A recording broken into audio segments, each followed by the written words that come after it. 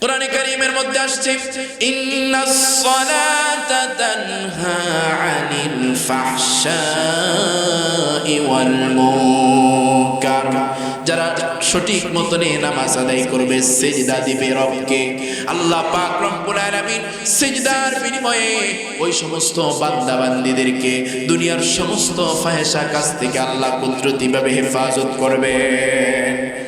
এজন্য বন্ধুগণ আমার, কিয়ামতের ময়দানে আল্লাহর সামনে যখন আমি আপনি দাঁড়াবো, আল্লাহর সামনে আমার আপনার বিচার হবে, আমার আপনার বিচার করবেন আল্লাহ। ওই বিচারের দিন আল্লাহ পাক সর্বপ্রথম যেই হিসাব আমার আপনার কাছ থেকে নেবেন, সর্বপ্রথম যেই হিসাবের সম্মুখীন আমার আপনার হতে হবে, ওই হিসাবটা আল্লাহ পাক নেবেন। বলবেন, বান্দারে আমি তোমার হায়াতের জিন্দেগি দিয়েছিলাম, তুমি হায়াতের জিন্দেগিতে কতদিন সিজদা আমাকে দিয়েছো?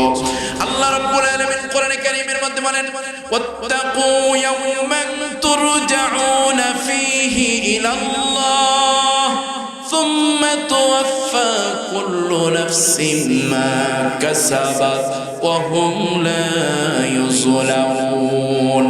আল্লাহ পাক বলেন, বান্দারে, ও বান্দিরে, ও বান্দা বান্দিরা, ওই দিনটাকে ভয় করো যেদিন তোমরা আল্লাহর সামনে দাঁড়াবে, আল্লাহর কাছেই তোমরা প্রত্যাবর্তন করবে। মুফাসসিরিনে কেরামগণ বলেন, কিয়ামতের দিনকে আল্লাহ ভয় করার জন্য বলেছেন, বিচারের দিনকে আল্লাহ ভয় করার জন্য বলেছেন। বিচারের দিনটা এমন হবে, এমন কঠিন মুসিবত বিচারের দিন হবে, সূর্যটা এরকম মাথার উপরে নেমে আসবে, সূর্যের তাপে এরকম জমিনটা তামা হয়ে যাবে, গুনাহগারের মাথার মগজগুলো এরকম টকবক করে জমিনের মধ্যে পড়তে থাকবে। এমন কঠিন পরিস্থিতি হবে, সমস্ত নবীরা পর্যন্ত ইয়া নাফসি ইয়া নাফসি বলতে থাকবে। আমার আপনার নবীও সেদিন সিজদার মধ্যে পড়ে আমার আপনার জন্য আল্লাহ পাকের কাছে এরকম কান্নাকাটি করতে থাকবে। এমন কঠিন ভয়াবহ অবস্থা সেদিন হবে, সকলেই বলবে, আমাকে বাঁচাও, আমাকে বাঁচাও। উম্মতরা দৌড় দিয়ে এরকম ভাবে আদম আলাইহিস সালামের কাছে যাবে মানুষ। আদম আলাইহিস সালামকে বলবেন, আপনি আমাদের জন্য সুপারিশের ব্যবস্থা করুন। আদম আলাইহিস সালাম বলবে, আমি আজকে আল্লাহর সামনে ধরা। এরকম ভাবে নূহ আলাইহিস সালামের কাছে যাবে, নূহ আলাইহিস সালামও সাহস পাবে না। ইব্রাহিম আলাইহিস সালামের কাছে যাবে, ইব্রাহিম আলাইহিস সালাম সাহস পাবে না। মুসা আলাইহিস সালামের কাছে যাবে, ঈসা আলাইহিস সালামের কাছে যাবে, কেউ এরকম ভাবে আল্লাহর সামনে সুপারিশ করার দাঁড়ানোর সুযোগ পাবে না। সকলে ইয়া নাফসি ইয়া নাফসি বলতে থাকবে। আমার আপনার নবী মুহাম্মদুর রাসূলুল্লাহ উম্মতি উম্মতি বলে আল্লাহ পাকের কাছে এরকম ভাবে কান্না করবেন। আল্লাহ রাব্বুল আলামিন আমার আপনার রাসূলকে ডাক দিয়ে বলবেন, হাবিব ইরফা রাসাক, আপনি মাথা উঠান। ও হাবিব, আপনি কেন টেনশন করেন? আজকে তো আপনার টেনশনের দিন নয়, আজকে তো আপনি কান্নার দিন নয়, কারণ আমি আপনাকে মাকামে মাহমুদ দান করেছি, আমি আপনাকে হাউজে কাউসার দান করেছি। আল্লাহ রাসূল বলবেন, আয় আল্লাহ, আমি দেখতে পাচ্ছি গো আল্লাহ, আমার সামনে দিয়ে আমার গুনাহগার উম্মতগুলোকে আপনার ফেরেশতারা জাহান্নামের মধ্যে নিক্ষেপ করতেছে। আল্লাহর রাসূলকে তখন আল্লাহ বলবেন, হে হাবিব, আজকে আপনি তাদের ব্যাপারে সুপারিশ করবেন, আমি তাদের কোনো হিসাব নিব না, আমি তাদেরকে বিনা হিসাবে জান্নাত দান করব। বন্ধুগণ আমার, ওই কঠিন মুহূর্তে আল্লাহ পাক রব্বুল আলামিন এর কাছে আল্লাহর রাসূল কাদের ব্যাপারে সুপারিশ করবে? বিশেষ কিছু গুণওয়ালা বান্দা বান্দীদের ব্যাপারে আল্লাহর কাছে সুপারিশ করবে। এর মধ্যে এক নাম্বার গুণ, এর মধ্যে বিশেষ একটা গুণের মধ্যে উল্লেখযোগ্য একটা গুণ হচ্ছে, আল্লাহর রাসূল বলেন, সাবাতুন ইউযিল্লুহুমুল্লাহু ফি যিল্লিহি ইয়াওমা লা যিল্লা ইল্লা যিল্লুহু আল ইমামুল আদিল ওয়া শাবুন নাশাআ ফি ইবাদাতিল্লাহ।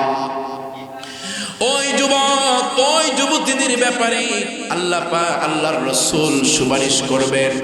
ওই যুবক যুবতীকে আল্লাহ তাআলা আরশ-এর নিচে স্থান করে দিবেন। যে যুবক যুবতী এরকম ভাবে দুনিয়াতে থাকা অবস্থায় তার যৌবনকাল হেফাজত করে আল্লাহর গোলামির মাধ্যমে যারা কাটিয়েছিল। এজন্য বন্ধুগণ আমার, আল্লাহর রাসূল তাদের ব্যাপারে সুপারিশ করবেন যে সমস্ত বান্দা বান্দিরা এরকম ভাবে 5 বেলা আল্লাহ পাকের কুদরতি কদমে সিজদা দিছে। আম্মা জান আয়েশা বলেন, ইয়া রাসূলুল্লাহ, ইয়া হাবিবাল্লাহ, আপনি সেদিন কোটি কোটি উম্মতের বীরে আপনি কিভাবে আপনার উম্মত যারা তাদেরকে চিনবেন আর তাদের জন্য কিভাবে আপনি সুপারিশ করবেন? আল্লাহর রাসূল বলেন, আয়েশা রে, দুনিয়ার মধ্যে যদি একটা ঘোড়ার পাল দেখতে পাও আর একটা ঘোড়ার পালের মধ্যে এরকম কিছু ঘোড়ার মাথার মধ্যে যদি এরকম দাগ থাকে, সাদা দাগ থাকে, তাহলে অনেকগুলো ঘোড়ার মধ্যে সাদা দাগ ঘোড়াটাকে দেখে চিনে ফেলা যাবে।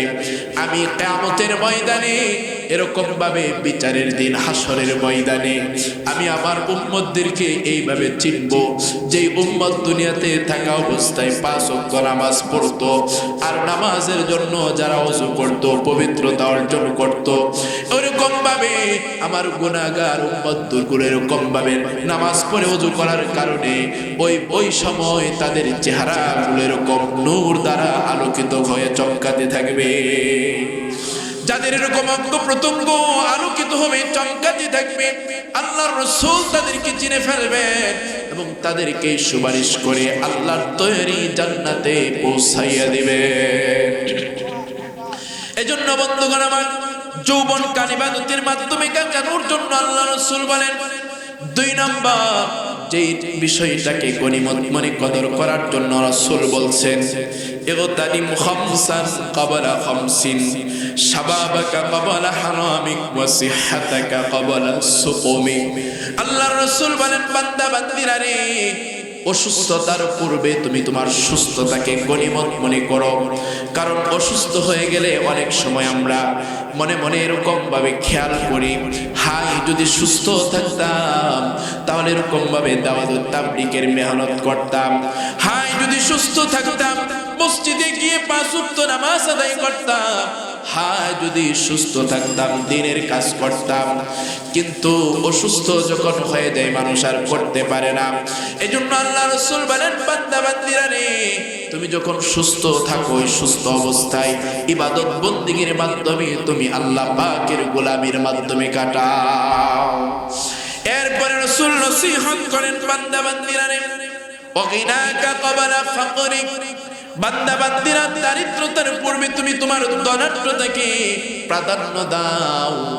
এজন্য আল্লাহর রাসূল বলেন, তোমার যতটুকু অর্থ সম্পদ আছে ওই অর্থ সম্পদ থেকে তুমি তোমার দ্বীনের জন্য ব্যয় করো, তুমি মসজিদের কাজে ব্যয় করো, মসজিদের উন্নয়নের কাজে ব্যয় করো, মানুষের কল্যাণে ব্যয় করো।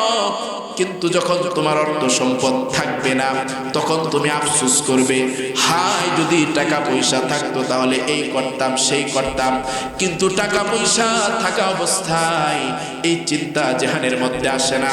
এই জন্য কোনো মানুষ যদি অর্থ সম্পদ থাকা অবস্থায় দ্বীনের জন্য অর্থ সম্পদ ব্যয় করে, একটা সময় যদি তার টাকা পয়সা নাও থাকে তার আর আফসোস থাকে না। আর যদি টাকা পয়সা আছে কিন্তু দ্বীনের জন্য ব্যয় করে না, টাকা পয়সা চলে গেলে তখন আর আফসোসের সীমা থাকে না। এজন্য বন্ধুগণ আমার, যার যতটুকু আছে, যে হালতে আমি আপনি থাকি না কেন, ওই অবস্থাতে আমি আপনি অর্থ সম্পদ দ্বীনের জন্য ব্যয় করব। কারণ আল্লাহ পাক রব্বুল আলামিন আমার আপনার উপর এমন কোনো কিছু সাধ্যের বাইরে চাপিয়ে দিবেন না। কোরআনে কারীমের মধ্যে এসেছে, আল্লাহ পাক বলেন, লা ইউকাল্লিফুল্লাহু নাফসান ইল্লা উসআহা। আল্লাহ পাক রব্বুল আলামিন সাধ্যের বাইরে কারো উপর কোনো কিছু চাপিয়ে দেন না। এজন্য বন্ধুগণ আমার, কোরআনে কারীমের মধ্যে এসেছে, আল্লাহ পাক রব্বুল আলামিন দুনিয়ার মানুষদের কাছ থেকে এরকম ভাবে ঋণ চাইতেছেন, ফরজে হাসানা চাইতেছেন। আল্লাহ কি গরিব নাকি যে আল্লাহ তাআলা ঋণ চান? আল্লাহ পাক গরিব নয়, আল্লাহ যে গরিব নয় সেটাও কোরআনের মধ্যে বলছেন। আল্লাহ রব্বুল আলামিন বলেন, ওয়া আকুরিদুল্লাহা কারদান হাসানা, দুনিয়ার মানুষেরা আমাকে কর্জে হাসানা দাও, আমাকে ঋণ দাও। আল্লাহকে গরিব যে আল্লাহকে কিভাবে দেওয়া হবে? আল্লাহ ধনী কথাটা আল্লাহ অন্য আয়াতের মধ্যে বলেন, নাহনুল গানিয়্যু ওয়া আনতুমুল ফুকরা। আল্লাহ বলেন আমি হচ্ছি দুনিয়ার মানুষেরা রে তোমরা হচ্ছ দরিদ্র, তাহলে আল্লাহকে ঋণ কিভাবে দিব? আমি আপনি যখন অর্থ সম্পদ দ্বীনের জন্য যখন আমি আপনি ব্যয় করব, দ্বীনের জন্য ব্যয় করা মানে গরিব অসহায়দেরকে সহযোগিতা করা মানে ইতিমের পাশে দাঁড়িয়ে তাকে সহযোগিতা করা মানে স্বয়ং আল্লাহ রাব্বুল আলামিনকে কর্জে হাসানা দেওয়া হয়। আল্লাহ পাক বলেন আলাম ইয়ালামু আন্নাল্লাহা হুয়া ইয়াকবালু তাওবাতা আন ইবাদিহি ওয়া ইয়াখুযুস সাদাকাত। আমি আপনি যখন দান সদকা করি, আমি আপনি যখন তাওবা করি, আল্লাহ পাক রব্বুল আলামিন এগুলোকে নিজ হাতে গ্রহণ করেন। এজন্য বন্ধুগণ আমার হাদিসের মধ্যে এসেছে বান্দা বান্দিরা যখন দান সদকা করে, এই দান সদকা গরিবের হাতে পৌঁছার আগে, এই দান এরকম ভাবে মসজিদের উন্নয়নের কাজে পৌঁছার আগে দয়াময় আল্লাহ সেটা গ্রহণ করে নেয়। ইন্নাস সাদাকাতা তাকউ ফি কাফির রহমানি ক্বাবলা আন তাকউ ফি কাফিল ফাকির। দান সদকা গরিবের আগে হাতে পৌঁছার আগে দয়াময় আল্লাহ সেটা কুদরতি হাতে গ্রহণ করে। এজন্য বন্ধুগণ আমার এই আল্লাহ তাআলা যে দান সদকা এরকম গ্রহণ করেন, এর বিনিময় আল্লাহ পাক রব্বুল আলামিন বলেন তাজিদুহু ইনদাল্লাহ। বান্দা বান্দিরা রে তোমরা যে দান করতেছো দ্বীনের জন্য, মাহফিলের জন্য, মসজিদের উন্নয়নের জন্য, এই দানের বিনিময় আমি রব্বুল আলামিন তোমাদেরকে আমি আল্লাহ দিব। এজন্য বন্ধুগণ আমার ওয়াগিনা কাকবালা ফাকরিক, দারিদ্রতার পূর্বে দরিদ্র থেকে আমাকে আপনাকে প্রাধান্য দিতে হবে। এরপরে রাসূল বলেন ওয়া ফারাগাকা ক্বাবলা শুগুলি, অবসর সময় আমাদের থাকে কিন্তু অবসর সময় আমরা কাজে লাগাই না। যখন ব্যস্ত হয়ে যাই তখন আমাদের পেরেশানি বেড়ে যায়। এজন্য আল্লাহ রাসূল বলেন দুনিয়ার মানুষেরা রে ব্যস্ততার পূর্বে তুমি তোমার অবসরকে কাজে লাগাও। আল্লাহর রাসূল কবরের পাশ দিয়ে যাচ্ছেন, সাহাবীদেরকে উদ্দেশ্য করে বলেন এই কবরের লোকেরা কিসের জন্য আফসোস করে জানোনি? সাহাবায়ে কেরাম বললেন ইয়া রাসূলুল্লাহ জানি না। আল্লাহর রাসূল বললেন সাহাবীরা রে এই কবরের বান্দারা এজন্য আফসোস করতেছে, হায় দুনিয়াতে থাকা অবস্থায় যদি ওই সময়টা যদি কাজে লাগায়া আরো 2 রাকাত নামাজ বেশি বেশি আদায় করতাম, আরো বেশি বেশি আল্লাহ পাকের জিকির করতাম। এজন্যই বান্দা এই কবরের মধ্যে এই সময় এই জন্যই আফসোস করতেছে। এজন্য আল্লাহ রাসূল বলেন বান্দা বান্দিরা রে ব্যস্ত হওয়ার পূর্বে তুমি তোমার অবসরকে কাজে লাগাও। যদি কাজে লাগাইতে পারি হায়াতের জিন্দেগি আমার আপনার দাবি হয়ে যাবে। আর এই অবস্থার মধ্যে যদি দুনিয়া থেকে বিদায় নিয়ে চলে যায় আল্লাহ পাক রব্বুল আলামিন আশা করা যায় মাফ করে দিবেন। এরপরে 5 নাম্বার যে রাসূল নসিহত করেন ও হায়াতাকা ক্বাবলা মাউতিক, দুনিয়ার বান্দা বান্দিরা রে মৃত্যুর পূর্বের হায়াতের জিন্দেগি তুমি কাজে লাগাও। কারণ কখন মৃত্যু চলে আসে তুমি বলতে পারো না। হায়াতের জিন্দেগি এরকম ভাবে ইবাদত বন্দেগীর মাধ্যমে কাজে লাগাও। এজন্য বন্ধুগণ আমার হায়াতের জিন্দেগি আমার আপনার কাজে লাগাইতে হবে। আল্লাহ তাআলা আমাদেরকে 5টা নসিহত বুঝার আমল করার তৌফিক দান করুন। বলতেছিলাম শাবান মাসের অনেক তাৎপর্য রয়েছে। শাবান মাস নিয়ে আবার কিছু বিভ্রান্ত আছে, কিছু বাড়াবাড়িও আছে। অনেকেই বলতে চাই শাবানের কোনো ফজিলত নাই, এটাও বলা যাবে না। আবার অনেকেই বলে শাবান এরকম ভাবে ফটকা বাজাইতে হবে, শাবানে শবে বরাতের রাতে মসজিদকে আলোক সজ্জা করতে হবে, এরকম ভাবে পিঠা বানাইতে হবে, শহরে শহরে ঘুরতে হবে, বাতি এরকম ভাবে ঘর বাড়ি এরকম মসজিদ সাজাইতে হবে। না না না, এরকম কোনো কিছু করা যাবে না। আল্লাহর রাসূল শাবান মাসে এরকম ভাবে 15ই শাবান মাসে শবে বরাতের ফজিলত বলতে গিয়ে রাসূল বলেন ইদা কানাত লাইলাতুন নিসফি মিন শাবান فقوموا ليلها وصوموا يومها فإن الله تعالى ينزل فيها بغروب الشمس إلى السماء আলা মিন মুস্তাগফিরিন ফাগফির লাহু আলা মিন মুস্তারজিকিন ফারযুকহু আলা মিন মুবতালান ফাআফিয়াহু আলা কাদা হাত্তা ইয়াতুলুআল ফাজর।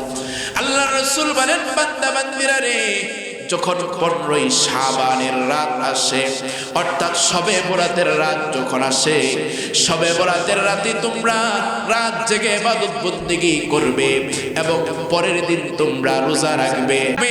এই শবে বরাতের রাতের মধ্যে যখন শবে বরাতের রাত যখন শুরু হয়ে যায়, আল্লাহ পাক রব্বুল আলামিন প্রথম আসমানে এসে দুনিয়ার সমস্ত বান্দা বান্দীদেরকে উদ্দেশ্য করে বলেন, বান্দা বান্দিরা রে, আল্লাহ বলেন আলা মিন মুস্তাগফিরিন ফাগফির লাহু, ও বান্দা বান্দি এমন কে আছো গুনাহ করে ফেলেছো, গুনাহ করতে করতে অন্ধকারের মধ্যে তুমি ডুবে আছো, গুনাহ করতে করতে তুমি গুনাহের সাগরের মধ্যে হাবুডুবু খাচ্ছ বান্দা, এমন কে আছো তুমি বান্দা নিজের উপর জুলুম করে ফেলেছো, আমি আল্লাহর কাছে চাও। আল্লাহ বলেন আলা মিন মুস্তাগফিরিন ফাগফির লাহু, বান্দা আমি আল্লাহর কাছে চাও, আমি আল্লাহ তোমার পিছনের সমস্ত গুনাহগুলো মাফ করে দেব। এরপরে আল্লাহ পাক রব্বুল আলামিন দুনিয়ার বান্দা বান্দীদেরকে উদ্দেশ্য করে বলেন আলা মিন মুস্তারজিকিন ফারযুকহু, ও বান্দা বান্দীরা এমন কে আছো তোমার রিজিকের পেরেশানি, তোমার রিজিক নাই রে বান্দা, তোমার চাকরি নাই, তোমার ব্যবসা বাণিজ্য নাই, তোমার খেতে খামারে কাজকর্ম নাই, ও বান্দা এমন কে আছো তোমার রিজিকের প্রয়োজন, আমি আল্লাহর কাছে চাও, উঠো, উঠে তাওবা ইস্তিগফার করে আমি আল্লাহর কাছে যদি চাইতে পারো, আল্লাহ পাক রব্বুল আলামিন বলেন আমি তোমার রিজিককেও এরকম ভাবে প্রশস্ত করে দিব। এরপরে আল্লাহ পাক রব্বুল আলামিন বলেন বান্দা বান্দীদেরকে ডাক দিয়ে বলেন আলা মিন মুবতালান ফাআফিয়াহু আলা কাদা হাত্তা ইয়াতুলুআল ফাজর, এমন কে আছো বান্দা বান্দি পেরেশানির মধ্যে আছো, বালা মুসিবতের মধ্যে আছো, এমন কষ্টের মধ্যে তুমি পড়ে আছো যে কষ্টের কথা তোমার পরিবার জানে না, যে কষ্টের খবর তোমার বন্ধু বান্ধব জানে না, যে কষ্টের কথা তোমার এলাকাবাসী জানে না, যে কষ্টের কথা, যে অন্তরের ব্যথা তুমি কারোর সাথে শেয়ার করতে পারো না, কাউকে বলতেও পারো না রে বান্দা, এমন কে আছো রে বান্দা, আমি আল্লাহর কাছে যদি তুমি চাও, আমি রব্বুল আলামিন তোমার যাবতীয় পেরেশানি আমি আল্লাহ দূর করে দিব। এজন্য বন্ধুগণ আমার, আল্লাহ পাক রব্বুল আলামিন এইভাবে বান্দা বান্দীদেরকে ডাকতে থাকেন শবে বরাতের রাত্রে। প্রথমে বলেন কে আছো এমন নিজের উপর জুলুম করে ফেলেছো, আমি আল্লাহর কাছে চাও, আমি আল্লাহ তোমার যাবতীয় গুনাহ মাফ করে দিব। 2 নম্বর বলেন এমন কে আছো বান্দা রিজিকের প্রয়োজন, আমি আল্লাহর কাছে রিজিক চাও, আমি আল্লাহ তোমার রিজিককে প্রশস্ত করে দিব। বন্ধুগণ আমার, পৃথিবীতে এমন কোনো মানুষ নাই যেই মানুষের রিজিকের পেরেশানি নাই, যেই মানুষের রিজিকের দরকার নাই। আমি আপনি হায়াতের জিন্দেগীর বেশিরভাগ সময় আমি আপনি ব্যয় করি রিজিক তালাশের জন্য, পরিবারকে ভালো রাখার জন্য, সন্তানকে ভালো পড়ানোর জন্য, মা বাবাকে শান্তিতে রাখার জন্য সারাদিন এরকম রিজিকের পিছনে ব্যবসা বাণিজ্যের মধ্যে পড়ে থাকি। এখানে অনেক ব্যবসায়িকরা আছেন সকালবেলা ফুলপুর শহরের মধ্যে ব্যবসার জন্য চলে যায়, আবার সেই সন্ধ্যাবেলা বাসার মধ্যে ফিরে সারাদিন উদ্দেশ্য একটাই, ব্যবসা বাণিজ্য করা, চাকরি বাকরি করা, পরিবার ভালো করে চলবে, এটা একমাত্র উদ্দেশ্য থাকে। আল্লাহ বলে বান্দারে ব্যবসা তোমাকে শান্তিতে রাখতে পারে না, ব্যবসার কোনো ক্ষমতা নাই তোমার শান্তি রাখার, চাকরির কোনো ক্ষমতা নাই তোমাকে শান্তিতে রাখার। আল্লাহ বলেন আমি হচ্ছি রিজিকের মালিক। আমি আল্লাহকে কুদরতি কদমে যদি সিজদা দাও, আমি আল্লাহর সাথে যদি তোমার ভালো সম্পর্ক থাকে, আমি রব্বুল আলামিন তোমার প্রতিটি কাজ কর্মে তোমাকে এরকম ভাবে বরকত দিব। এজন্য বন্ধুগণ আমার, আল্লাহ পাকের যত সৃষ্টিজীব আছে সমস্ত সৃষ্টিজীবের রিজিকের দায়িত্ব স্বয়ং আল্লাহ রাব্বুল আলামিনের হাতে। কোরআনে কারীমের মধ্যে এসেছে আল্লাহ তাআলা বলেন, ওয়ামা মিন দাব্বাতিন ফিল আরদি ইল্লা আলাল্লাহি রিজকুহা ওয়া ইয়ালামু মুস্তাকাররাহা ওয়া মুস্তাওদাআহা কুল্লুন ফি কিতাবিন মুবিন। আসমানের নিচে জমিনের উপরে, শুধু তাই নয়, জমিনের নিচে সমুদ্রের মধ্যে যেখানে আল্লাহ পাকের সৃষ্টিজীব আছে, প্রত্যেকটা সৃষ্টিজীব কোথায় থাকে? সমুদ্রের তলদেশে, পাথরের নিচে, পাথরের মধ্যেও যেই পোকা, যেই সৃষ্টিজীব আছে ওখানে সে কি করে আল্লাহ ওই সম্পর্কে জানেন। এই জন্য রব্বুল আলামিন বলেন যে যেখানে আছে তাদের অবস্থান সম্পর্কে আমি আল্লাহ জানি, এবং সমস্ত সৃষ্টিজীবের রিজিকের দায়িত্ব আমি আল্লাহর হাতে।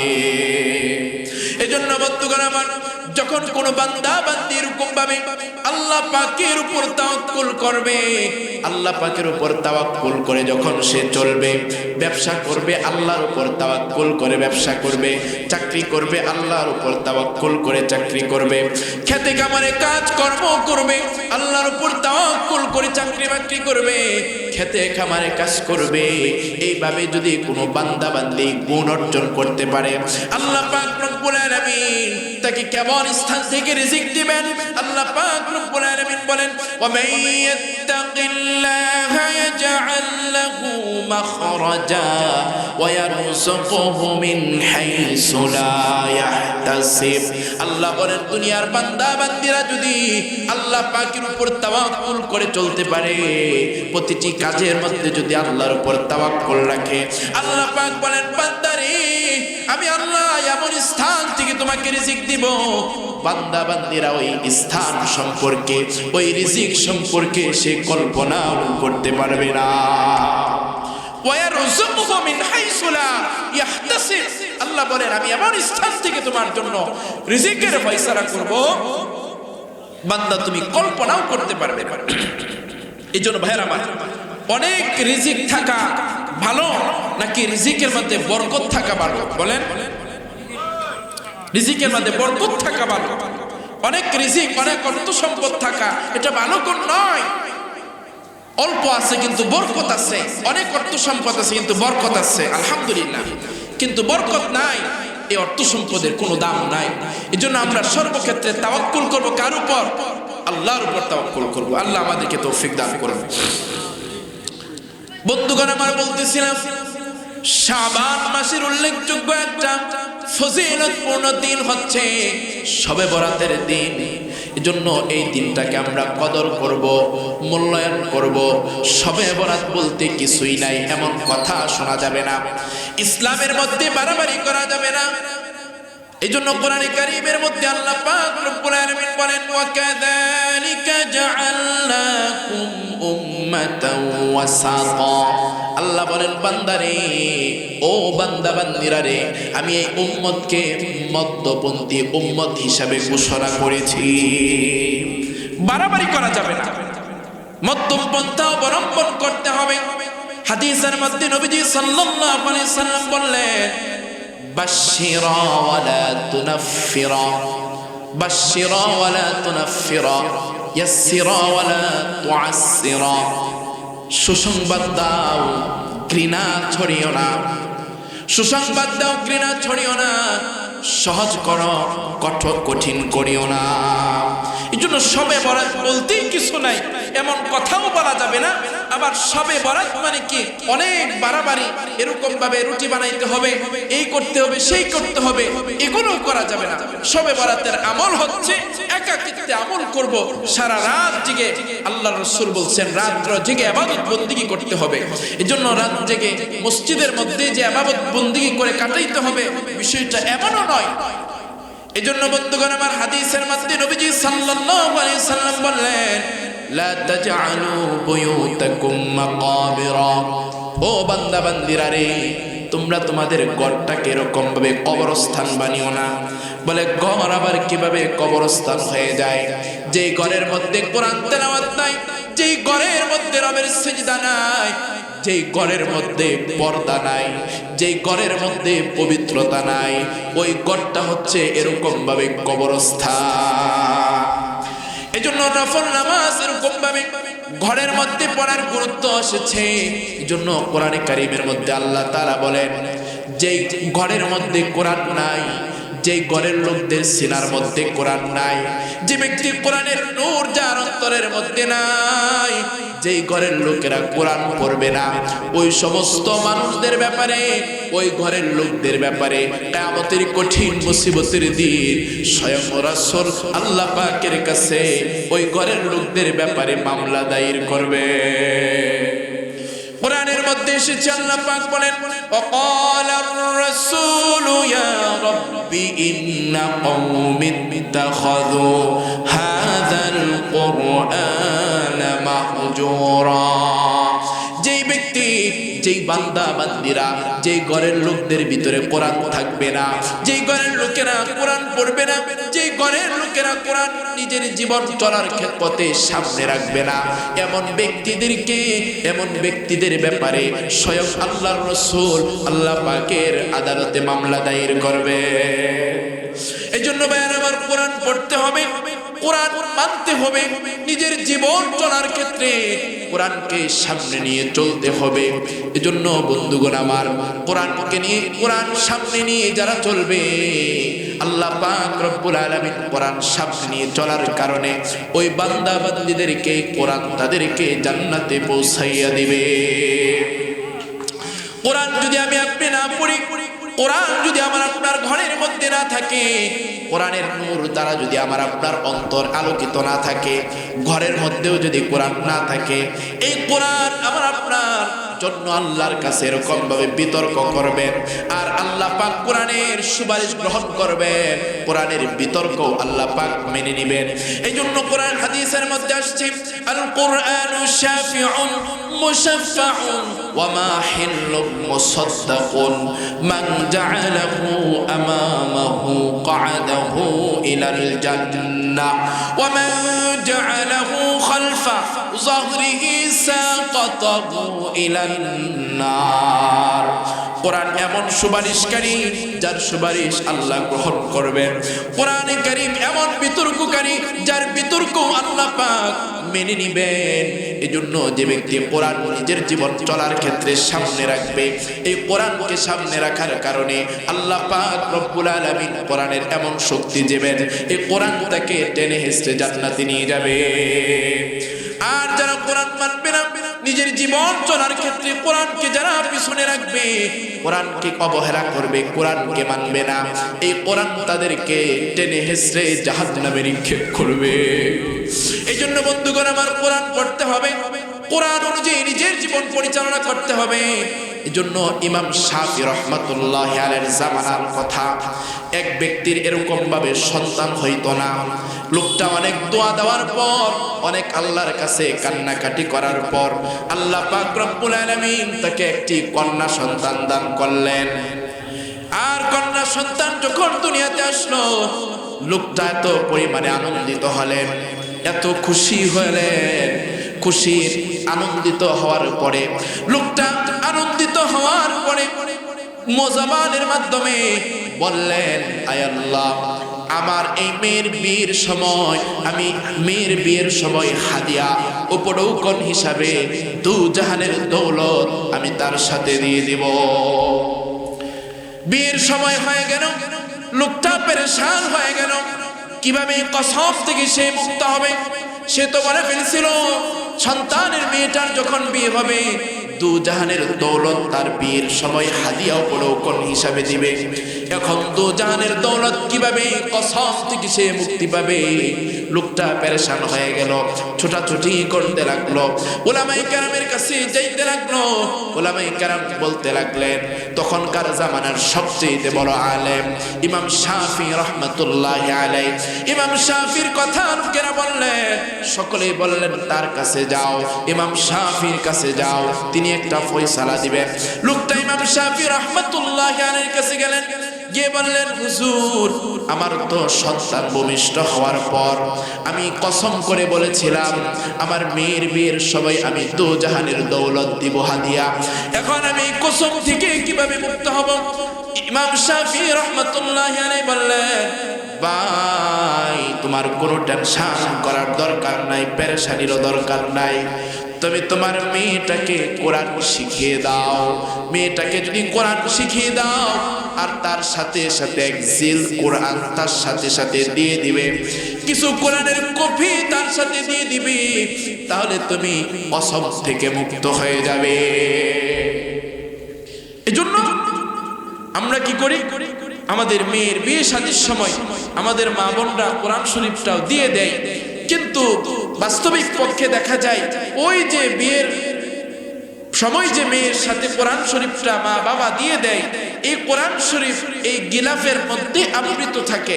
এটা অনেক পরিবারে আছে যে এটা খোলার তাদের সময় থাকে না। এই জন্য ভাইরা আমার, এই কোরআন আমাকে আপনাকে পড়তে হবে, কোরআন অনুযায়ী আমার আপনার জীবন পরিচালিত করতে হবে, কোরআন অনুযায়ী আমার আপনার প্রতিটি ক্ষেত্রে প্রতিটি অপশনে কোরআনের আইন যেন বাস্তবায়ন হয়, সেই ফিকির সেই মেহনত আমার আপনার করতে হবে। এজন্য বন্ধুগণ আমার, সন্তানকেও কোরআন শেখাতে হবে। আজকে মানুষের যখন সন্তান দুনিয়াতে আসে, বান্দা বান্দিরা এরকম পেরেশানি হয়ে যায়, সন্তানের ভবিষ্যৎ নিয়ে পেরেশানি করে সন্তানের ভবিষ্যৎ নিয়ে। একটা কথা আমাদের বুঝতে হবে, ভবিষ্যৎ কিন্তু আবার দুই প্রকার, একটা হচ্ছে চিরস্থায়ী ভবিষ্যৎ, আরেকটা হচ্ছে ক্ষণস্থায়ী ভবিষ্যৎ। ভবিষ্যৎ কয় প্রকার? দুই প্রকার, চিরস্থায়ী, ক্ষণস্থায়ী। দুনিয়া কি চিরস্থায়ী না ক্ষণস্থায়ী? ক্ষণস্থায়ী। দুনিয়ার ভবিষ্যৎ কি? ক্ষণস্থায়ী। আজকে আমি আপনি যারা দুনিয়ার এরকম ভাবে সন্তানের ক্ষণস্থায়ী ভবিষ্যৎ সুন্দর করার জন্য ফিকির করি, মেহনত করি, কিন্তু দুনিয়ার ভবিষ্যৎ চলে যাবে, শেষ হয়ে যাবে, হায়াতের জিন্দেগিও শেষ হয়ে যাবে। কিন্তু সন্তানের যখন চিরস্থায়ী ভবিষ্যৎ যদি আমি আপনি সুন্দর না করি, এর জন্য কিন্তু আমার আপনার কঠিন কাঠগড়ায় দাঁড়াতে হবে। সন্তানকে যদি এরকম ভাবে চিরস্থায়ী ভবিষ্যতে সুন্দর করার ফিকির করি, সন্তানকে যদি চিরস্থায়ী ভবিষ্যৎ যেন সুন্দর হয় সেই ফিকির করি, মেহনত করি, মেহনত করা অবস্থায় যদিও দুনিয়াতে থাকা অবস্থায় সন্তানের মাধ্যমে ভালো কোনো কিছু পড়তেও না পারি, সন্তানের মাধ্যমে যদি ভালো কোনো কিছু এরকম ভাবে খেতেও না পারি, আল্লাহর কসম করে বলি মৃত্যুবরণ করার সাথে সাথে ওই সন্তানের ফল আমি আপনি ভোগ করতে থাকব। দুনিয়ার হায়াতের জিন্দেগি সুন্দর করার পিছনে যদি সন্তানের ভবিষ্যৎ সুন্দর করার ফিকির করি, আর সন্তান যদি এরকম ভাবে কোরআন না পড়ে, হাদিস না পড়ে, আখিরাতের হায়াতের জিন্দেগি যদি তার ঠিক না থাকে, দুনিয়ার জিন্দেগির সময় যখন ফুরিয়ে যাবে, পিতা যখন এরকম মৃত্যুর সময় চলে আসবে, সন্তান এরকম ভাবে ছুটাছুটি করতে থাকবে, কোথায় ইমাম সাহেবকে আনা যায়, কারণ বাবার মৃত্যুর সময় চলে আসছে, এখন কি করতে হবে জানে না সন্তান। আর যদি সন্তানের এরকম ভাবে পরকালীন ভবিষ্যৎ সুন্দর করা হয়, সন্তানের এরকম ভাবে মৃত্যুর আগ মুহূর্তে মা বাবার এরকম ভাবে মুমূর্ষ অবস্থায় পিতা মাতাকে ছেড়ে চলে যাবে না। মা বাবার মৃত্যুর সময় সন্তান এরকম ভাবে কাছে বসে, মা বাবার কাছে বসে এরকম ভাবে সূরা ইয়াসিন তেলাওয়াত করতে থাকবে।